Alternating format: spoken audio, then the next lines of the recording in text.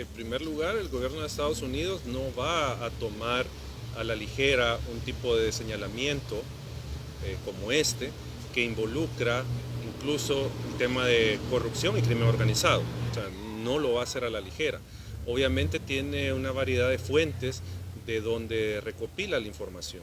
O sea, no solo es la prensa de investigación, la prensa nacional, la que genera información para el Departamento de Estado, el Departamento del Tesoro, sino que hay diferentes fuentes de donde el gobierno de Estados Unidos captura información para hacer este tipo de, por ejemplo, inclusiones de funcionarios salvadoreños en las listas.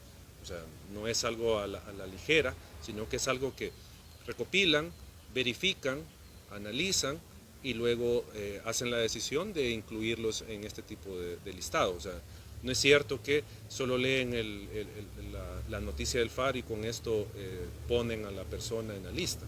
O sea, obviamente viene un proceso de verificación de que efectivamente hay un indicio de que las personas han participado en este tipo de hechos delictivos.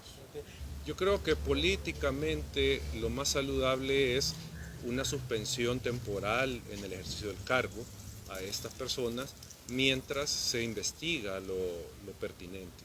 O sea, ahí no se le está violando de ninguna manera su derecho de defensa y audiencia ni ningún otro derecho. Simplemente, digo, políticamente es una muestra de transparencia, una muestra de que el gobierno está atacando frontalmente la corrupción y en este caso pues separa temporalmente, digo, a los funcionarios del cargo para determinar al final con las investigaciones si tienen alguna vinculación con los hechos que se le imputan. O sea, de ninguna manera se está diciendo de que ya no puedan ocupar el cargo, sino que sea algo temporal mientras se determina su responsabilidad.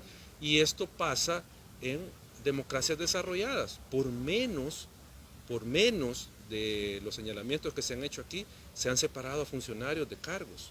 Por menos de eso. ¿Ya? Solo cuando hay, por ejemplo, un mínimo conflicto de interés, ya en democracias desarrolladas, implica separar del cargo al funcionario. Y muchas veces es el funcionario el que pone la renuncia, pone a disposición su cargo, no es el gobierno, no es el presidente el que le solicita que se retire del cargo, sino que es el funcionario lo pone a disposición. Y infinidad de casos donde al final, por menos de los señalamientos, se han separado del cargo los funcionarios. Bueno, esa es la desesperación que tiene el gobierno de desacreditar la protesta social. O sea, decir que esto está organizado por el FMLN y Arena y que hay dinero de la cooperación internacional financiando las marchas, digo, no es nada más que la muestra de la desesperación por falta de argumentos, por falta de pruebas, de que la ciudadanía cada vez más está mostrando su descontento. Y simplemente la forma más fácil de desacreditar es vincular a Arena y al FMLN en este tipo de protestas. Pero en realidad, valga la redundancia, la realidad va a sobrepasar al gobierno. O sea, es difícil que el gobierno siga sosteniendo que estas marchas son organizadas por estos partidos políticos. Si aquí la ciudadanía que se autoconvoca y que llega, no tiene ninguna vinculación con estos partidos políticos. Simplemente ciudadanía descontenta, ciudadanía que tiene una causa, una motivación para llegar a protestar. Por ejemplo, las organizaciones de medio ambiente, las ambientalistas, ellas no llegan porque el FMLN ahora las está moviendo. Ellos llegan por una reivindicación, que en este caso es la defensa del medio ambiente, o las organizaciones feministas. ¿Ya? Ellas no llegan simplemente por hobby a protestar contra el gobierno, sino que tienen una serie de reivindicaciones. Están siendo las mujeres en este momento seriamente afectadas con las desapariciones, con la violencia. Esas son las reivindicaciones o las organizaciones que llegamos a protestar o los miembros de organizaciones que llegamos a protestar por el tema del mal manejo de fondos públicos, por la falta de transparencia, por el ataque a la democracia. O sea, que no tienen nada que ver con los partidos políticos a los cuales hace alusión el gobierno. Entonces, digo, es una forma burda de querer desacreditar el descontento ciudadano. O sea, perdón que me ría, pero es absurdo en este momento venir y señalar de que el gobierno de Estados Unidos está promoviendo a organizaciones comunistas en El Salvador. Y eso es lo que muestra esa incoherencia con ese señalamiento del presidente, lo que muestra la desesperación por tratar de nuevo de desacreditar la protesta social.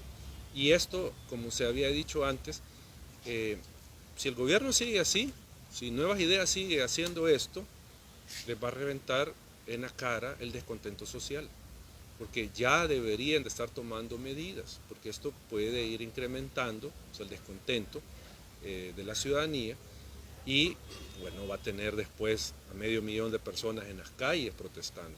O sea, ya el gobierno debería de tomarse en serio que hay un creciente sector de población que no está conforme con las acciones que está tomando el gobierno. Y yo creo que a nivel de gobiernos la relación no está bien. Hay fricciones, hay señalamientos, y no solo del gobierno de Estados Unidos como tal, del Ejecutivo, sino que estamos hablando también señalamientos desde una serie de congresistas de ambas bancadas contra el gobierno de El Salvador.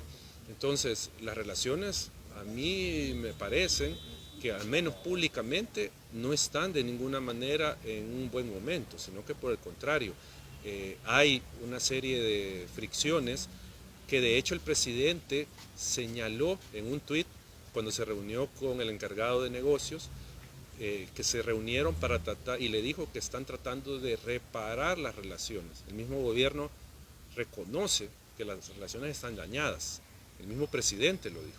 Entonces el asesor jurídico cuando dice que están bien, obviamente está contradiciendo al presidente, porque el presidente dijo que están dañadas y hay que repararlas.